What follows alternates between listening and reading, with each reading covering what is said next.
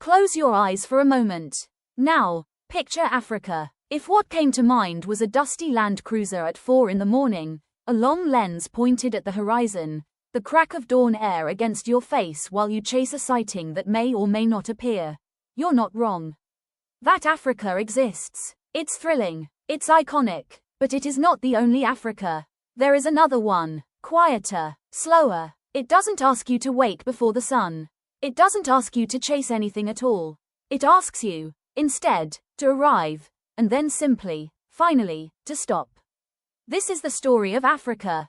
The one built not around the hunt, but around the harvest. Not around adrenaline, but around stillness. Let's go there together. For decades, stories about African travel have followed the same script. Wake up early, move fast, cover ground, see the big five, check the box, board the transfer, do it again tomorrow. It's a magnificent story, but it's also, for many travelers, an exhausting one. Somewhere along South Africa's southern coastline, a different kind of traveler started asking a different kind of question. Not, how much can I see? But, how deeply can I feel? Picture her. We'll call her Naledi, though she could be any one of the thousands of leaders, founders, and quiet achievers who arrive here each year running on fumes.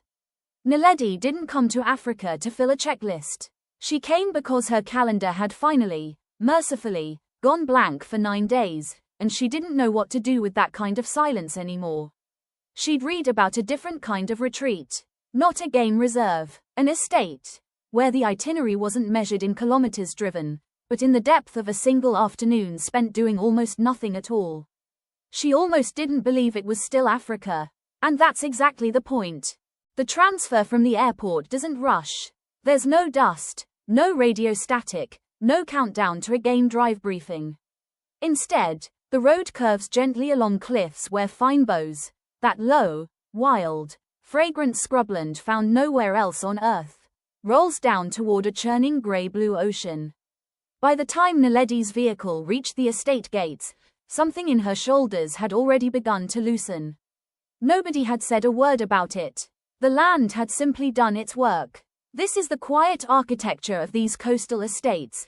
Whitewashed walls, timber that smells faintly of wood smoke, floor-to-ceiling glass that turns every room into a frame for the sea. There's no grand check-in desk, no queue, no forms. A single host greets her by name, her name, already known, and within minutes, she's holding a cup of rooibos grown less than an hour's drive away, watching the tide pull back from the rocks below. No briefing, no itinerary printed on a clipboard. Just an open question. What would you like today to feel like? For a woman who had spent 15 years being asked what she needed to deliver, this was, quite simply, a different language.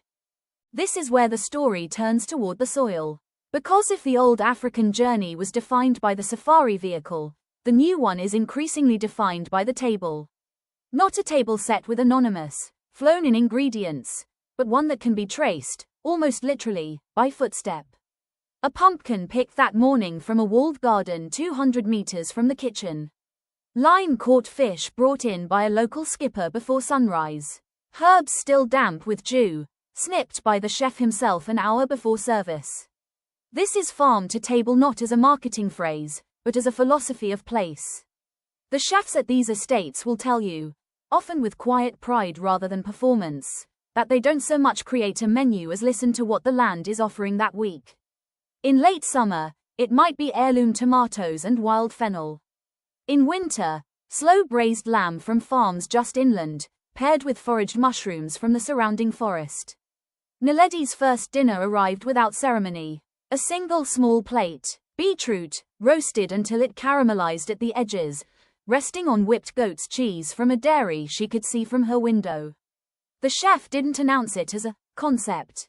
He simply said, "This came from just over that hill." There is something quietly radical about eating a meal you can point to from where you're sitting. It collapses the distance between you and the place you've traveled to.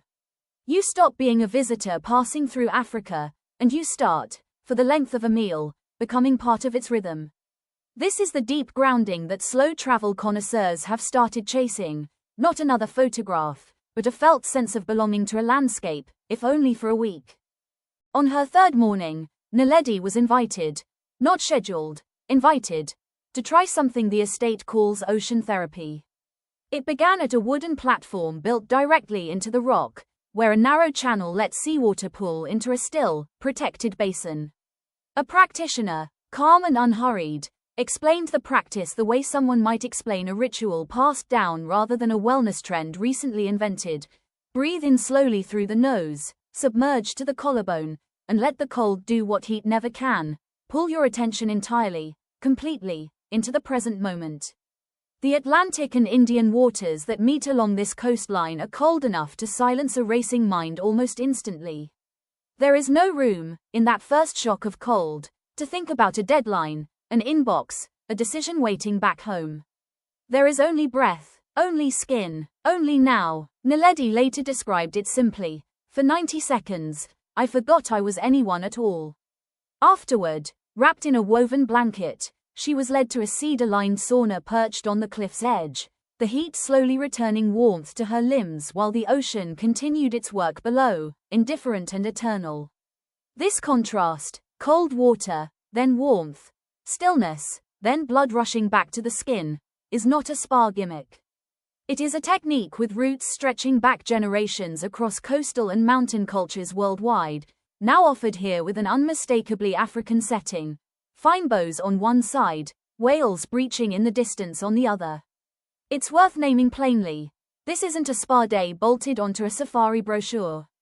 It's a deliberate, restorative practice, embedded into a week that has nothing to prove and nowhere urgent to be.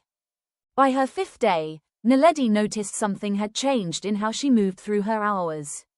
She wasn't filling time, she was inhabiting it. Mornings became slow, deliberate rituals, coffee on a private veranda, watching sunbirds move through aloe blossoms.